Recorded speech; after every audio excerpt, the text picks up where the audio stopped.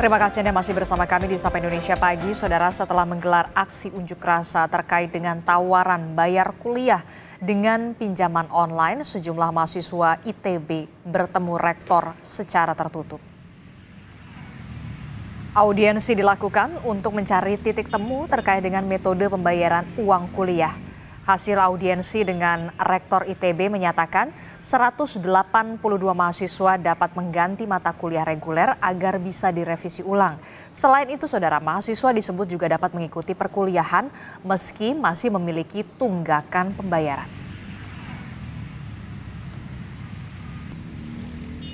Setelah kami coba negosiasi, itu tidak kembali muncul pada halaman 6 yang paling utama. Dan sedangkan pada kesempatan kali ini juga kemudian dihasilkan beberapa komitmen antara pihak teman-teman mahasiswa dan juga dari Ibu Rektorat itu sendiri. Yang pertama, bahwasannya dari Rektorat bersedia untuk bisa menjamin 182 mahasiswa jalur reguler untuk bisa melakukan pemilihan penggantian rencana studi atau pemilihan mata kuliah itu pada rentang waktu kisaran 27 Februari sampai 1 Maret.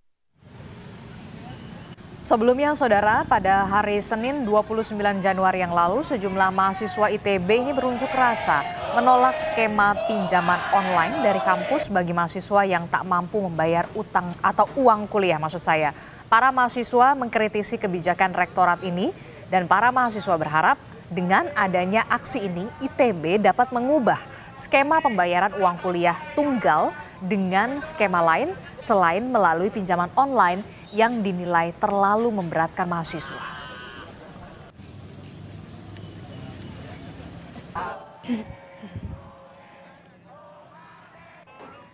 Salah satu universitas negeri ternama yakni ITB kini sedang jadi sorotan, saudara. Pasalnya ITB menawarkan kuliah melalui skema cicilan pinjaman online atau pinjol. Mahasiswa pun sempat berunjuk rasa yang akhirnya dapat duduk bareng dengan pihak rektorat dan juga bernegosiasi. Apakah ada titik temu? Lalu bagaimana bisa mahasiswa ditawari menggunakan pinjol untuk membayar uang kuliah yang menunggak?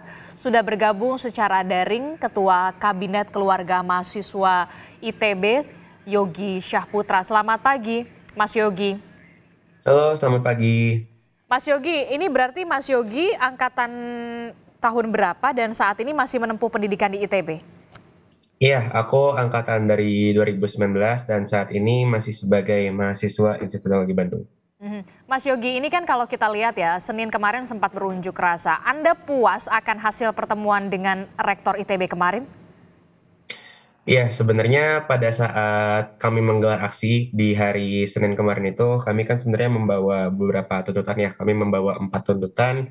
Yang pertama adalah terkait dengan pemaksimalan sumber beasiswa dan juga skema keringanan dan cicilan UKT. Lalu juga yang kedua, penyelenggaraan kebijakan yang transparan dan berkeadilan. Yang ketiga itu penghapusan opsi penyelenggaraan dana berupa pinjaman online. Dan juga yang keempat, kami meminta penjaminan seluruh mahasiswa ITB untuk dapat mengisi FRS dan mendownload KSM. Nah, berdasarkan pertemuan kami dengan Ibu Rektor pada sore hari kemarin, sebenarnya dapat dikatakan dari Ibu Rektor sendiri belum dapat memenuhi semua tuntutan yang diberikan oleh teman-teman mahasiswa. Alasannya?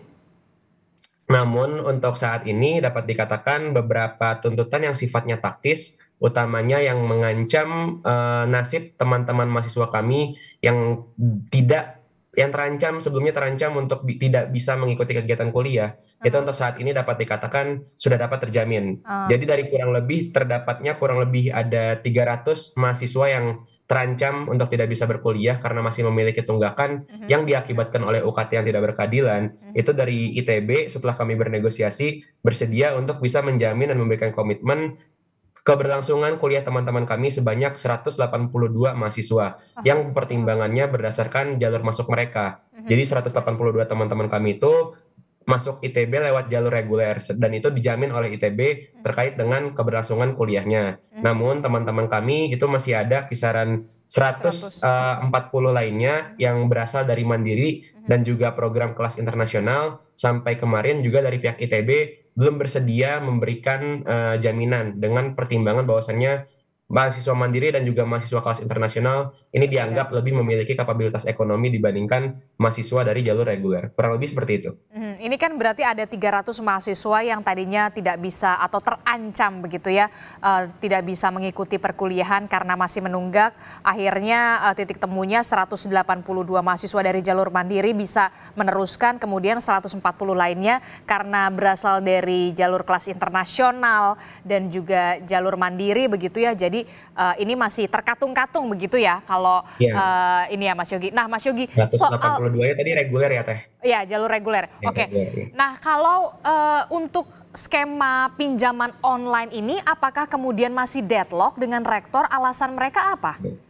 Oke, ya sedikit menambahkan juga. Jadi sebenarnya kami kan menuntut untuk adanya penghapusan opsi penyelenggaraan dana berupa pinjaman online. Namun dari pihak rektorat, karena satu dan lain hal, mereka tidak bisa menghapuskan itu secara langsung. Namun mereka pada akhirnya berdasarkan negosiasi kami sepakat untuk tidak menjadikan skema pinjaman online ini sebagai opsi yang dipromosikan, sebagai opsi utama yang sebelumnya itu cukup dipromosikan pada website pembayaran UKT-nya ITB gitu. Tertulis secara gamblang bahwasannya dana cita bla bla bla bla, dan untuk sekarang itu rada disembunyikan lah, bahasa tidak dipromosikan. Itu sih kesepakatan yang pada akhirnya memang dapat dicapai pada kesempatan kemarin. Oke, Mas Yogi, terkait dengan soal skema pinjaman online ini, apa yang kemudian menjadi keresahan dari para mahasiswa? Bunganya yang terlalu tinggi, tidak berkeadilan, atau seperti apa sebenarnya yang kemudian menjadi resah mahasiswa ini?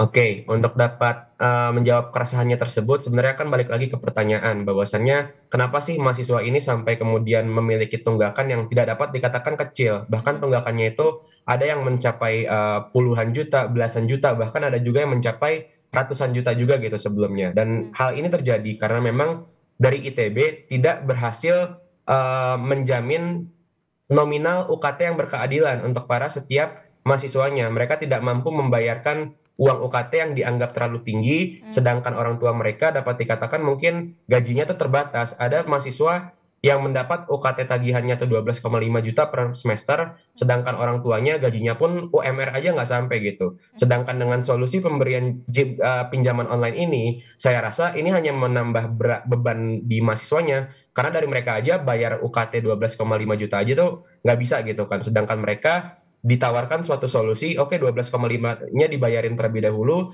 tapi kemudian dalam waktu 12 bulan mereka harus membayar uang sekitar 15,5 juta rupiah. Jadi saya rasa solusi ini sama sekali tidak menjawab, ini hanya merupakan bom waktu yang kemudian akan menyulitkan mahasiswa di waktu yang akan mendatang. Itu UKT itu semuanya dipukul rata 12,5 juta per semester?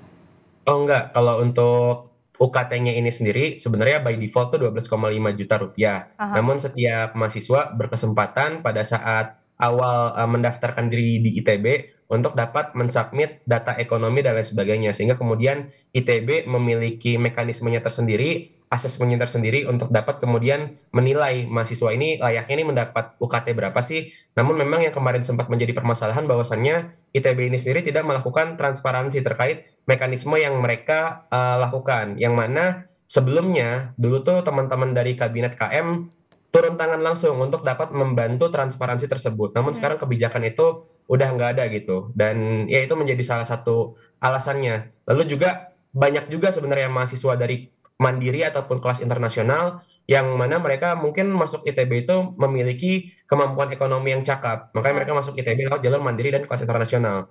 Namun di tengah keberjalanannya, banyak dari mereka yang kemudian mendapatkan tantangan secara ekonomi, orang tuanya mungkin ada musibah ini, itu, dan lain sebagainya. Kemudian asesmen ekonomi itu juga yang kami rasa dari ITB ini banyak gitu yang nggak update. Dan seharusnya mereka dapat menjamin keberlangsungannya itu berdasarkan data real time, bukan hanya data yang disubmit ketika mereka masuk ITB. Apalagi beberapa waktu lalu terjadi pandemi, hal ini, hal itu, dan lain sebagainya. Saya rasa itu cukup berpengaruh lah terhadap kondisi kapabilitas ekonomi dari tiap-tiap mahasiswanya. Oke, Mas Yogi, ini kan kalau saya baca begitu ya, koreksi kalau saya salah. Kemudian fasilitas pinjaman online ini bekerja sama dengan ITB ini pada bulan Agustus 2023. Nah, yang ingin saya tanyakan, sebelum Agustus 2023, skema yang dipakai oleh ITB ini kepada mahasiswa untuk pembayaran UKT ini seperti apa?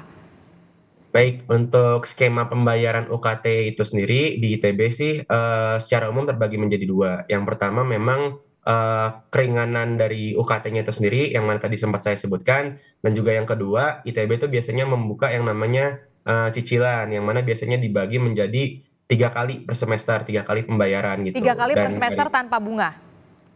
tanpa bunga, tanpa bunga. Namun memang yang sangat disayangkan bahwasannya kemudian dengan masuknya pinjaman online ini sendiri dan kemudian ini dipromosikan, hal tersebutlah yang kemudian memicu perdebatan di antara teman-teman mahasiswa yang merasa keberatan dan pada akhirnya melakukan penolakan. Kami juga telah melakukan diskusi secara advokasi dan lain sebagainya, namun Mhm. memang belum mendapat Titik. gubrisan secara jelas. Mhm. Teman-teman kami terancam untuk tidak bisa berkuliah, Mhm. sehingga memaksa kami pada akhirnya pada tanggal 29 lalu kami memutuskan untuk aksi turun ke jalan untuk mendatangi langsung gedung rektorat. Mhm. Itu kan kemarin sudah dikatakan aksi turun ke jalan, kemudian dari 300 mahasiswa yang jalur reguler sudah bisa melanjutkan, sementara untuk jalur mandiri dan kelas internasional ini masih belum jelas lah ya nasibnya ini akan seperti apa, bagaimana kemudian mahasiswa yang menunggak. Lalu apakah ada langkah lain setelah ke rektorat ini kemudian masih belum ada titik temu? Apakah nanti akan kemudian melanjutkan ini ke Kemendikbud ataupun Dikti? Karena kalau tadi saya lihat gitu, saya baca sebenarnya Undang-Undang Dikti ini sudah jelas, apalagi di nomor 12 tahun 2012 tentang pendidikan tinggi. Kemudian di sana diatur soal skema kredit atau pinjaman dana yang harus dilakukan oleh pemerintah tanpa bunga. Baik, untuk jangka waktu terdekat, prioritas kami pastinya untuk dapat menjamin keberlangsungan kuliah dari 140 teman-teman kami yang berasal dari jalur mandiri dan juga kelas internasional, bahwasannya kami akan meng-cross check terlebih dahulu asesmen dari kemampuan ekonomi mereka, apakah kemudian mereka memiliki kemampuan untuk dapat membayar atau mereka membutuhkan bantuan dan lain sebagainya. Ketika memang mereka kami mendeteksi ketidakmampuan mereka secara ekonomi, baik itu perubahan kondisi atau mungkin hal lainnya, pastinya prioritas kami untuk terlebih dahulu membuat jaring skema beasiswa, baik itu dari pihak alumni ataupun lembaga eksternal lainnya, agar teman-teman kami istilahnya dapat berkuliah terlebih dahulu. Karena 140 teman-teman kami yang berasal dari jalur mandiri dan juga kelas internasional sampai sekarang dari rektorat sendiri belum bisa memberikan suatu jaminan ataupun solusi konkret ke depannya ini untuk mereka ini seperti apa. Lalu ketika memang kami telah dapat menjamin dan dari semua mahasiswa ITB pada akhirnya tidak mengalami masalah tunggakan dan mereka bisa berkuliah sebagaimana mestinya, baru kemudian mungkin kami akan menempuh jalur strategis ke depannya, entah mungkin kami akan ya mencoba melapor dan juga membuka diskusi dengan pihak Kemendikbud atau mungkin dari DPR Komisi 10 yang sebelumnya juga sempat mereach up kami teman-teman mahasiswa, atau mungkin jalur-jalur lainnya untuk memastikan bahwasannya keberlangsungan pendidikan di ITB itu tidak dikomersialisasi dan semua anak bangsa, putra-putri terbaik bangsa masih memiliki kesempatan yang sama untuk bisa berkuliah di kampus ITB. Untuk fasilitas pinjaman online ini sudah ada jaminan apakah akan dihapus atau seperti apa dari rektorat? Karena setelah adanya mahasiswa protes ini sampai saat ini kemudian pihak rektor ITB ini belum bicara ke media, ke publik. Baik, untuk hal tersebut sebenarnya belum ada jaminan apapun dari pihak ITB, dengan salah satu asumsinya bahwasannya ya pertama, bahwasannya ini bukan ITB yang menyelenggarakan pinjaman online-nya, bahwasannya ITB di sini hanya tanda kutip bermitra. Alasan tersebutlah yang kemudian menjadi tameng mereka terhadap Undang-Undang Nomor 12 Tahun 2012 tadi. Dan juga pembenaran ITB bahwasannya ini bukan hanya ITB yang melakukan, tapi mereka juga menyebutkan kampus-kampus lain, PTNBH lain, bahkan kampus-kampus swasta lainnya yang kemudian juga menggunakan skema pembayaran Kerjasama, ha. pinjaman online-nya ini. Dari hal tersebutlah kemudian ITB masih berlindung, dan juga hal tersebut juga yang kemudian menjadi salah satu alasan yang cukup sulit dipatahkan untuk ITB masih mempertahankan skema pinjaman online tersebut. Namun dari kami pribadi, dari kami sendiri, dari pihak mahasiswa berharap bahwasannya segala bentuk pinjaman online yang memberatkan, utamanya yang berbunga, ini untuk dapat dihapuskan, karena seharusnya pendidikan merupakan hak segala anak bangsa. Betul. Dan tidak seharusnya mekanisme pembayaran seperti ini itu dikomersialisasi, dan hal tersebut sepastinya sangat memberatkan teman-teman mahasiswa. Oke, oke, baik. Ya, itulah kemudian walaupun memang hanya bermitra begitu, tapi kan ada persetujuan, pastinya ada persetujuan dari pihak kampus begitu ya, Mas Yogi ya. Nah, Mas Yogi, terakhir, apa yang ingin Anda sampaikan selaku dari mahasiswa ITB? Mungkin saja aspirasi Anda saat ini kemudian didengar oleh anggota DPR, pihak istana, atau bahkan dari Kemendikbud dan juga Dikti. Baik, ya pastinya bahwasannya sekali lagi saya katakan bahwa pendidikan itu merupakan hak segala bangsa, merupakan hak segala pemuda-pemudi yang terdapat di Indonesia. Hal tersebut dijamin oleh konstitusi kita. Dan tidak sepatutnya bahwasannya Indonesia memimpikan adanya visi Indonesia Emas 2045, namun untuk pembayaran skema UKT-nya ini sendiri, kita mengandalkan suatu mekanisme yang dapat dikatakan justru memberatkan teman-teman mahasiswa gitu, menggunakan pinjaman online. Oke, mungkin ini dapat dikatakan bahwasannya ini hanya menjadi opsi, ini hanya dijadikan suatu tawaran yang pada akhirnya pilihannya ini diserahkan lagi ke teman-teman mahasiswa. Tapi pada akhirnya saya rasa terdapat juga teman-teman mahasiswa yang mungkin tidak memiliki banyak pilihan lain selain melakukan hal tersebut, yang mana pada akhirnya ini akan menjadi suatu bom waktu untuk teman-teman mahasiswa. Saya pikir teman-teman mahasiswa sudah memiliki banyak keresahan, sudah memiliki banyak struggle, baik itu di akademik, baik itu di kegiatan kemahasiswaan dan lain sebagainya. Tolong jangan bebankan kami dengan permasalahan mekanisme finansial yang justru memberatkan teman-teman mahasiswa. Saya harap komersialisasi dalam bentuk apapun pada dunia pendidikan ini dapat dihentikan. Pemerintah dapat kembali berfokus pada tujuan utamanya untuk dapat mencerdaskan anak bangsa tanpa adanya skema yang memberatkan ataupun menindas dari teman-teman mahasiswanya itu sendiri.